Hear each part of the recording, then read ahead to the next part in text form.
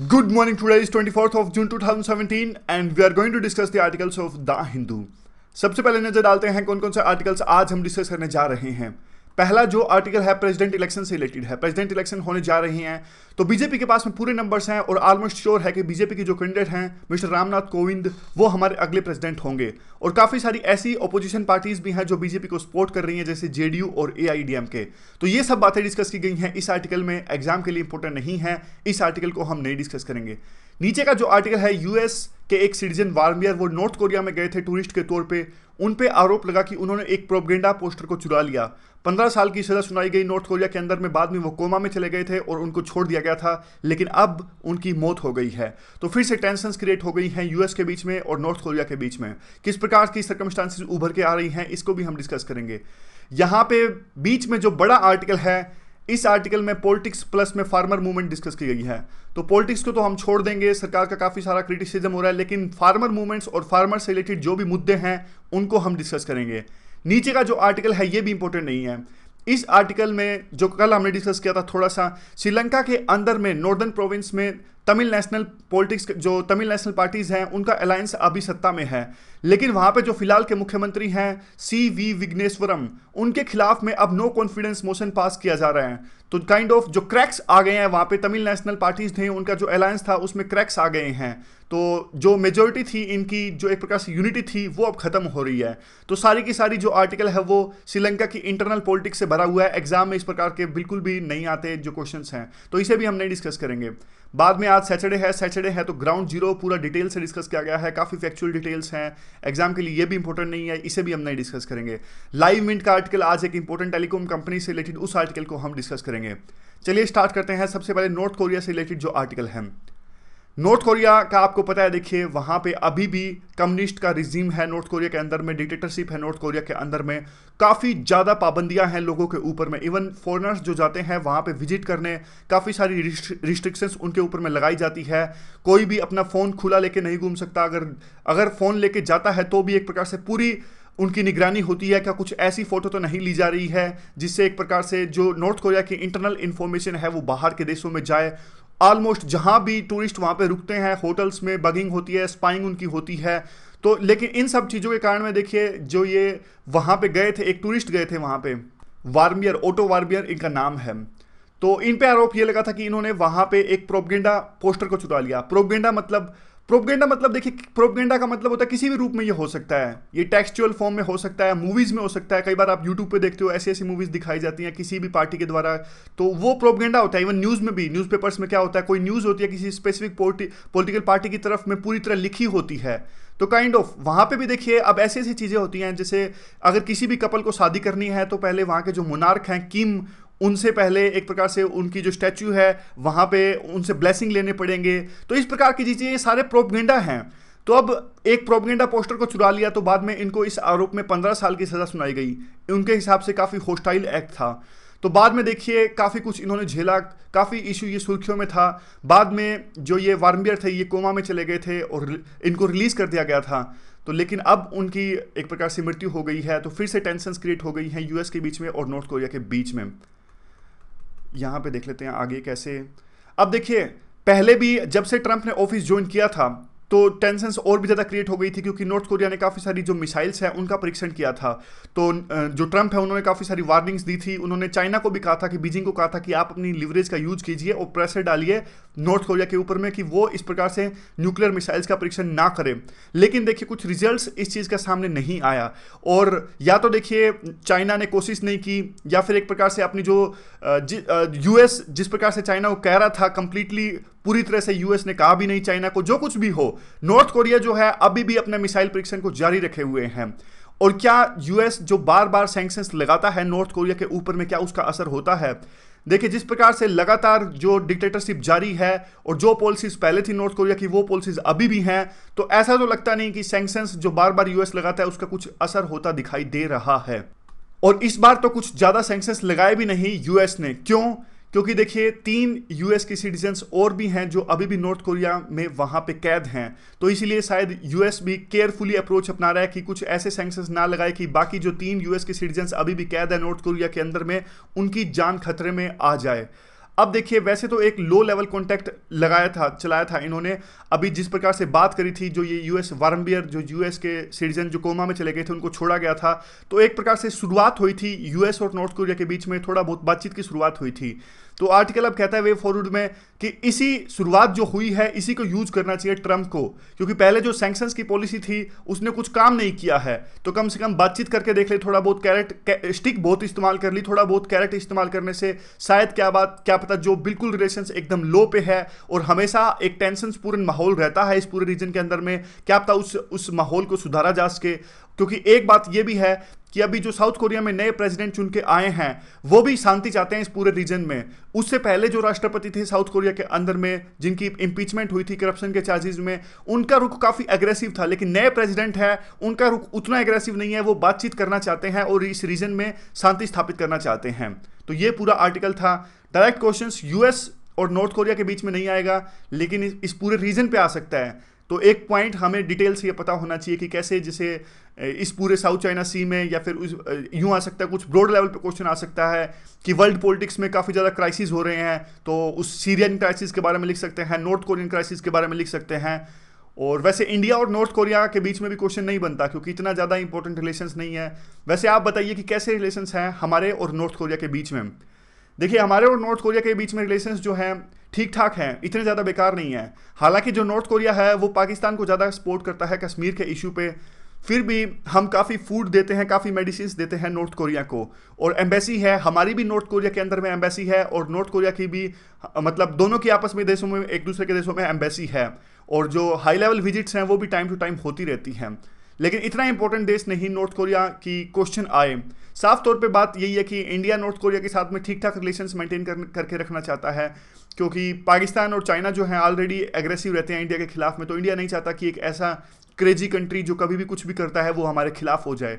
तो इवन जब पूरा जो यूएन है या फिर यूएस है सैंक्शंस लगाता है नॉर्थ कोरिया के ऊपर में, तो इंडिया आमतौर पे उन सैंक्शंस को फॉलो तो करता है, लेकिन फिर भी फूड एंड मेडिसिन है वो डिलीवर करता रहता है। अगला आर्टिकल डिस्कस कर लेते हैं, फार्मर्स मूवमेंट के बारे में, फार्मर्स प्रोटेस्ट के बारे में ये आर्टिकल है। आपने देखा होगा कि इस प्रकार से मांडसूर जो एक जगह है मध्य प्रदेश की, वहाँ पे फार्मर्स मूवमेंट चली और काफ़ी किसानों की वहाँ पे मौत हो गई। और इसके अलावा भी देश के कई हिस्सों में अभी जो फार्मर्स मूवमेंट्स हैं, फार्मर्स अपने आप को ऑर्गेनाइज करने की कोशिश कर रहे हैं। काफ़ी सारे रीजंस हैं, वो तो अगली एक दो स्लाइड में डिस्कस करेंगे। मुख्य तौर पे यही है कि जो फार्मिंग जो सेक्टर है, ये पूरा एग्रीकल्चर जो सेक्टर है वो अब एडवांटेजियस नहीं रह गया। अब देखिए 1990 से पहले काफ़ी सारी फार्मर मूवमेंट्स होती थी, क्योंकि फार्मर्स उस समय में एक इंपॉर्टेंट प्रेशर ग्रुप की तरह काम करते थे 1990 से पहले। लेकिन 1990 के बाद में जैसे ही एलपीजी रिफॉर्म्स हुए, तो एग्रीकल्चर सेक्टर जो है वो अपने आप में अच्छे से ग्रो नहीं कर पाया, और धीरे धीरे यूनिटी भी नहीं रह गई। कोई भी फार्मर मूवमेंट बड़े रूप में नहीं देखने को मिली एलपीजी रिफॉर्म्स के बाद में। उसके बाद में तो सर्विस सेक्टर था वो तेजी से ग्रो किया, तो कॉर्पोरेट ग्रुप था वो काफ़ी ज़्यादा हावी हो गया। आपने देखा ही होगा अभी जैसे भी बजट पास होता है तो फाइनेंस मिनिस्टर फीकी से संपर्क करते हैं, या फिर दूसरे जो बिजनेस ग्रुप्स हैं उनसे संपर्क करते हैं। लेकिन काफ़ी दशकों के बाद में, ऑलमोस्ट 3 दशकों के बाद में ऐसी फार्मर मूवमेंट देखने को मिल रही है हमारे देश में, और लगातार। लेकिन अब आर्टिकल कहता है कि काफ़ी सारा क्रिटिसिज्म होता है, तो जो बिल्कुल सरकार का एकदम ऐसे पॉलिटिकल जो क्रिटिसिज्म है वो तो हम छोड़ देंगे, लेकिन जो फार्मर मूवमेंट से रिलेटेड क्वेश्चन आ सकता है, एग्रीकल्चर सेक्टर से तो देखिए पेपर 3 में आ सकता है, लेकिन फार्मर मूवमेंट से रिलेटेड क्वेश्चन आ सकता है सोसाइटी में पेपर 1 में। तो इसलिए हम इसे दोनों पर्सपेक्टिव से डिस्कस करने की कोशिश करते हैं।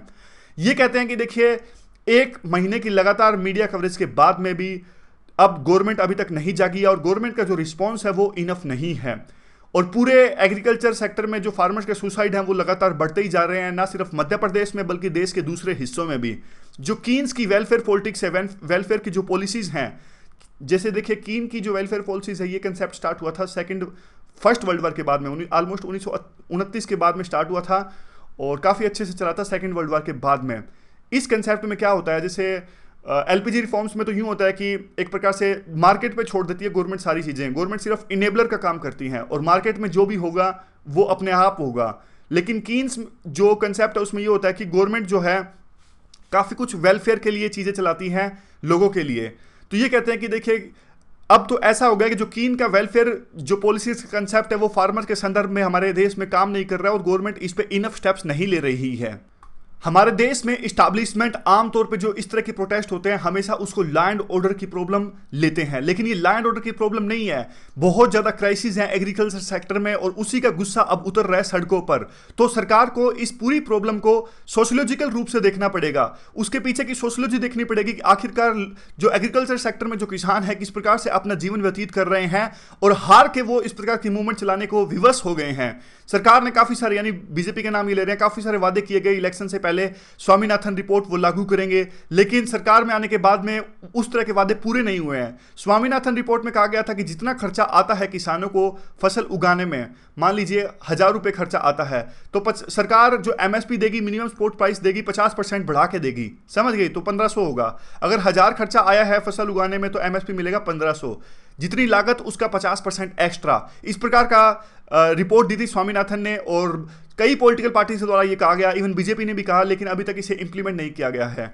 और इवन एफिडेविट में कहा सरकार ने कि अगर इसे इंप्लीमेंट किया जाता है तो एक प्रकार से जो मार्केट है वो क्रैश हो जाएगी, तो इसीलिए हम दूसरे रूप में इसे इंप्लीमेंट करने की कोशिश कर रहे हैं, ऐसा तर्क दिया गया था सरकार के द्वारा।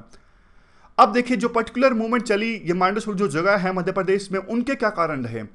देखिए वहां पे जो प्राइसेस थे बहुत ज़्यादा क्रैश कर गए थे, उसके काफ़ी सारे रीजंस हैं। हमने कल परसों एक आर्टिकल डिस्कस किया था क्यों प्राइसेस क्रैश करते हैं। देखिए जब बम्पर क्रॉप होती है तो प्राइसेस क्रैश करने की ज़्यादा संभावना रहती है। उसके 3-4 रीजन है। एक तो गवर्नमेंट ने एक्सपोर्ट बैन करके रखा है। अब या तो देखिए कोई चीज़ जो एक्सेस में हो गई है उसको एक्सपोर्ट करेंगे, क्योंकि डिमांड एंड सप्लाई का रूल हर जगह लागू होता है। जो चीज़ एक्सेस में रहेगी तो उसकी डिमांड जो है कम होगी, डिमांड कम होगी तो प्राइसेस कम हो जाते हैं। या तो वो चीज़ कम हो कि उसको एक्सपोर्ट कर दिया जाए और देश में वो उतनी क्वांटिटी ना हो और प्राइसेस ऑटोमेटिक अच्छे से हो और उसके बढ़ जाएं, समझ गए। अब प्राइसेस देखिए कंज्यूमर को भी उसका फायदा नहीं होता है, जो मिडिल मैन है वो सारे जो प्राइस है उसका फायदा उठा जाते हैं। होना तो यूं चाहिए जैसे बम्पर क्रॉप हुई है तो प्राइसेस कम होंगे तो कस्टमर्स हैं उनको भी प्राइसेस, उनको भी कम रेट पे चीज़ें मिलेंगी, लेकिन ऐसा होता नहीं है। फार्मर्स को भी पैसा नहीं मिलता, कस्टमर्स को भी चीज़ें महंगी मिलती है, लेकिन जो बीच की जो चेन है वो सारी जो चेन है वो सारे पैसे बीच में खा जाती हैं। तो ये है 3-4 जो रीजन हमने और डिस्कस किए थे, फसलों के रेट कम हो जाते हैं। एक तो एक्सपोर्ट बैन है, एक जो स्टॉक मार्केट में जो ट्रेडिंग होती है वो भी बैन है सरकार में, जो फ्यूचर्स एंड ऑप्शंस में जो ट्रेडिंग होती है वो भी सरकार ने बैन की गई हुई है। और इसके अलावा ट्रेडर्स के द्वारा जो जमाखोरी होती है वो सरकार को अलाउ कर देनी चाहिए इस सिचुएशन में जब बहुत ज़्यादा बम्पर पैदावार होती है, समझ गए। तो ये कुछ रीजंस थे जिसकी वजह से प्राइसेस क्रैश करते हैं। उसके अलावा आर्टिकल के द्वारा तर्क दिया जाता है कि डीमोनेटाइजेशन या नोटबंदी का भी बहुत बुरा असर पड़ा इस रीजन के फार्मर्स पे। और एक्सपोर्ट का पॉइंट तो हमने अभी डिस्कस किया, एक्सपोर्ट बैन किया गया है। और इस पूरे रीजन्स में जो फार्मर होल्डिंग्स है, यानी जमीन कितनी है किसानों के पास में, काफ़ी कम जमीन है पर हेक्टेयर, तो ये भी अपने आप में एक इंपॉर्टेंट रीजन है कि आसपास पूरे रीजन में जो फार्मर्स की जो कंडीशन है वो काफ़ी ख़राब है। इसीलिए फार्मर्स बिल्कुल पूरी तरह से विवश हो गए जो लोन माफ़ी के लिए, क्योंकि उनका जो यहाँ के देखिए मध्य प्रदेश में लोन माफ़ी के लिए मूवमेंट इसलिए चली क्योंकि उत्तर प्रदेश में एक प्रकार से लोन माफ़ कर दिया गया जब नई सरकार सत्ता में आई थी, और महाराष्ट्र में भी इस प्रकार की बात हो रही थी। इसीलिए मध्य प्रदेश के मंडसौर के आसपास के जो किसान थे उनको भी लगा कि हमारी सिचुएशन तो और भी ख़राब है, इसीलिए उन्होंने इस प्रकार की मूवमेंट स्टार्ट की। अब फार्मर मूवमेंट से रिलेटेड कुछ ये और पॉइंट्स दे रहे हैं। ये कहते हैं कि देखिए बार बार काफ़ी सालों से ऐसा चल रहा है, क्राइसिस आते हैं और फार्मर्स प्रोटेस्ट करते हैं, लेकिन सरकार जो है वो इनफ स्टेप्स नहीं उठाती फार्मर्स की वेलफेयर के लिए। और जो है काफ़ी सालों में जो ये फार्मर मूवमेंट चली है, सबसे बड़ी फार्मर मूवमेंट ये है। और उसके बाद में देखिए सरकार क्या समझती है, सरकार एग्रीकल्चर को सिर्फ एक सेक्टर के रूप में देखती है, जैसे सर्विस सेक्टर है, मैन्युफैक्चरिंग सेक्टर है। तो ये कहते हैं एग्रीकल्चर सेक्टर सिर्फ इकोनॉमिक्स नहीं है, ये एक लाइवलीहुड इशू भी है, लोगों की लाइफ इससे जुड़ी हुई है। और सरकार को इस चीज़ से समझने की जरूरत है कि आप अगर थोड़ा बहुत वेलफेयर के लिए काम करते हो एग्रीकल्चर सेक्टर के लिए, इसका मतलब है आप लोगों के लाइवलीहुड के लिए काम कर रहे हो। तो सरकार को इस पूरे चीज़ को, इस पूरे इश्यू को, पानी, सॉइल, सीड्स और काफ़ी सारी जो एग्रीकल्चर सेक्टर से एमएसपी, इन सब जो चीज़ों से हटके एक होलिस्टिकली व्यू बनाना होगा एग्रीकल्चर की तरफ में कि एक लाइवलीहुड इश्यू है ये। इसलिए ये वे फॉरवर्ड के तौर पे कहते हैं कि सरकार को क्या चाहिए, फार्मर से सीधा संवाद करे, जो भी चाहिए एग्रीकल्चर सेक्टर में ग्रोथ लाने के लिए, जो भी चाहिए फार्मर्स की जो सिचुएशन है उसको अपलिफ्ट करने के लिए, वो सरकार को करना चाहिए। अब जैसे सिविल सोसाइटी से बात करेंगे, मान लीजिए ठीक से बात करेंगे, तो जो सरकार लाना चाहती है GM crops, genetically modified crops, उसमें भी जो ट्रस्ट की कमी है, अगर सीधा संवाद करेगी तो उस ट्रस्ट को स्थापित किया जा सकता है और फसलों की पैदावार और ज़्यादा अच्छी हो सकती है। जो मिडिल मैन सारे पैसे खा जाता है उसको जल्द से जल्द दूर करे, हालांकि देखिए गवर्नमेंट ने काफ़ी सारे कदम उठाए हैं, चाहे वो नेशनल मार्केट की बात हो या फिर पल्सेस में एक प्रकार से एमएसपी बढ़ाने को लेकर बात हो, लेकिन वो जो चीज़ें हैं वो अभी ग्राउंड लेवल पे नहीं दिख रही हैं। उसका फ़ायदा अनफॉर्चुनेटली जो बड़े किसान हैं वही उठा रहे हैं, जो छोटे और मंझले किसान हैं उनको सरकार की पॉलिसीज़ का फ़ायदा नहीं मिल पा रहा है, और इसीलिए ये फार्मर मूवमेंट अभी पूरी बड़े ऑर्गेनाइज्ड रूप से चल रही है। तो ये पूरा आर्टिकल था। पेपर 1 में भी सोसाइटी में इसका टॉपिक आ सकता है कि रिसेंट में फार्मर मूवमेंट ऑर्गेनाइज हुई, तो क्या राय है आपकी, क्यों ये हुई, तो ये सब पॉइंट हम लिख सकते हैं उन चीज़ों पे। अगला जो ये आर्टिकल है ये टेलीकॉम सेक्टर से रिलेटेड है। टेलीकॉम सेक्टर में रिलायंस जियो की एंट्री के बाद में हमने देखा कि किस प्रकार से टैरिफ वार चल रहा था डिफरेंट कंपनीज के बीच में। ये टैरिफ वार ठीक वैसा ही था जैसे फ्लाइट्स में, यानी एविएशन सेक्टर में जो डिफरेंट जो कैरियर कंपनीज है जैसे स्पाइस जेट, जो इंडिगो या फिर दूसरी कंपनीज के बीच में टैरिफ वार चलता है। तो वैसे देखिए इस टैरिफ वार के ऐसा कहा जाता है कि काफ़ी नुकसान भी होते हैं, क्योंकि कंपनीज काफ़ी घाटे में चली जाती हैं, और काफ़ी ये प्रीडेटर पॉलिसीज भी होती हैं। प्रीडेटर पॉलिसीज कैसे होती हैं? अब देखिए कई बार क्या होती है, अब मान लीजिए रिलायंस है, अब रिलायंस के पास में तो बहुत ज़्यादा पैसा है, रिलायंस के पास में पैसा इतना है कि वो इतना कम रेट कर सकती है कि एक बार तो वो लॉस बेयर कर जाएगी, लेकिन उससे क्या होगा, काफ़ी कई बार छोटी कंपनी होती है, मान लीजिए एयरसेल मान लीजिए, या फिर कई छोटी कंपनी होती हैं, वो देखिए उतना कम रेट नहीं दे पाएंगे जितना रिलायंस जियो दे रहा है, तो लोग ज़्यादा रिलायंस को खरीदेंगे, एयरसेल से स्विच करेंगे रिलायंस की तरफ में।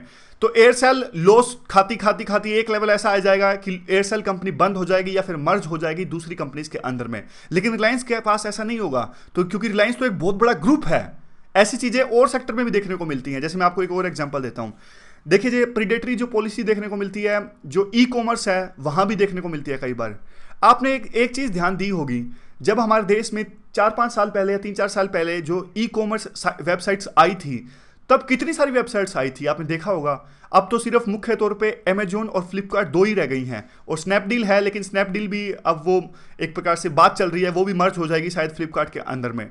लेकिन 3-4 साल पहले तो कम से कम बहुत सारी हंड्रेड्स ऑफ वेबसाइट्स आई थी शुरू में। क्यों, अब वो क्यों फेल हो गई? सीधी सी बात है, शुरू में अमेजन ने क्या किया था, फ्री डिलीवरी। फ्लिपकार्ट ने भी क्या किया था, फ्री डिलीवरी। इवन आप 50 रुपए की बुक मंगवा रहे हो तो भी फ्री डिलीवरी। लेकिन वो छोटी कंपनीज थी, वो एक लेवल के बाद में वो लॉस नहीं बियर कर सकती ना। धीरे करके वो छोटी जो कंपनीज है वो फेल होती स्टार्ट हो गई, कोई मर्ज हो गई, तो अब सिर्फ 2 ही कंपनीज रह गई।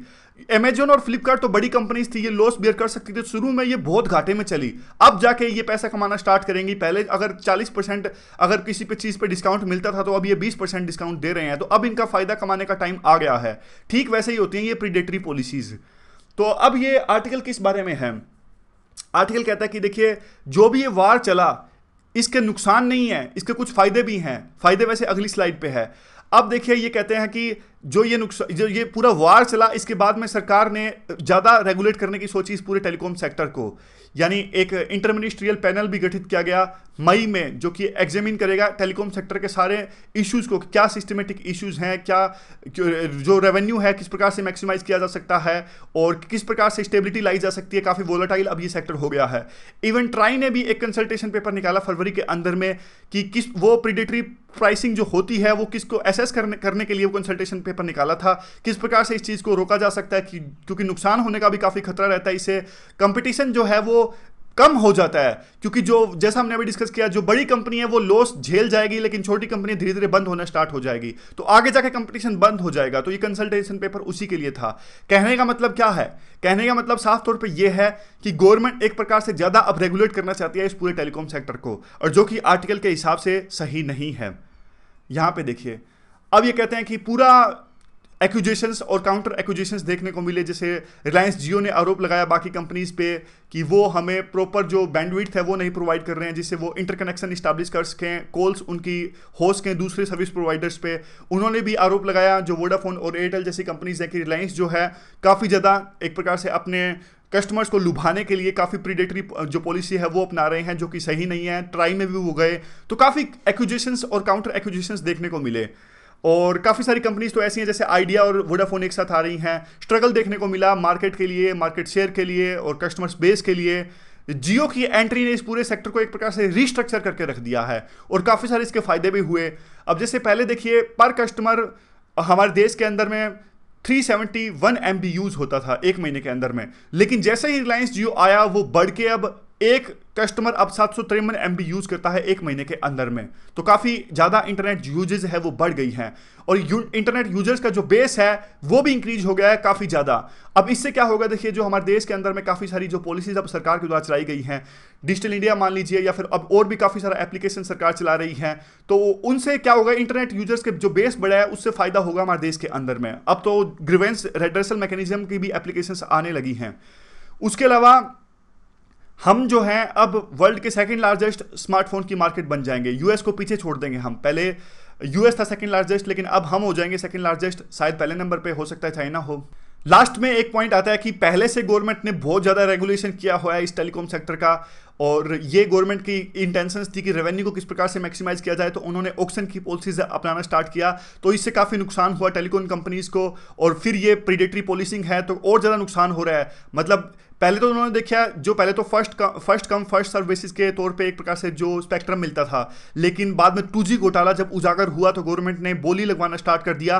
तो एक प्रकार से जो काफ़ी जो पहले जितना मुनाफा होता था टेलीकॉम कंपनीज को, उतना मुनाफा नहीं होने लगा, और उसके ठीक उसी के बाद में ये प्रीडेटरी यानी प्राइस वार चलने लगा। तो टेलीकॉम कंपनीज हैं जो काफ़ी ज़्यादा लॉस में चल रही हैं, और सरकार को ओवर रेगुलेशन का जरूरत नहीं है। जो ये प्राइस वार है अपने आप बंद हो जाएगा थोड़े समय के बाद में, और मार्केट शेप ले लेगी, ये आर्टिकल अब कह रहा है। तो इस पे क्वेश्चन आ सकता है पेपर 3 में। पेपर 3 में अब क्वेश्चंस आते हैं इस प्रकार से, जैसे मीडिया पे क्वेश्चन आ गया, तो अब जिस प्रकार से ये पूरा रिलायंस जियो की एंट्री हुई थी, तो आ सकता है कि प्राइस वार इज ऑलवेज, एक ब्रॉडर क्वेश्चन भी आ सकता है, whether price war is always beneficial for the sector और it may be harmful also. तो हम ये सारे एग्जांपल्स दे सकते हैं जो हमने अभी डिस्कस किए। क्या गवर्नमेंट को इस सिचुएशन में इंटरफेयर करना चाहिए या फिर नहीं करना चाहिए, तो ये सारी चीज़ें थी। तो आज तो 3-4 ही आर्टिकल इंपॉर्टेंट थे, और मंडे से हम आर्टिकल्स की संख्या बढ़ाएंगे, कम से कम 30 मिनट की डिस्कशन हम करेंगे, और क्वेश्चन भी डालना स्टार्ट करेंगे। तो आज की डिस्कशन में बस इतना ही। Thank you very much for discussion.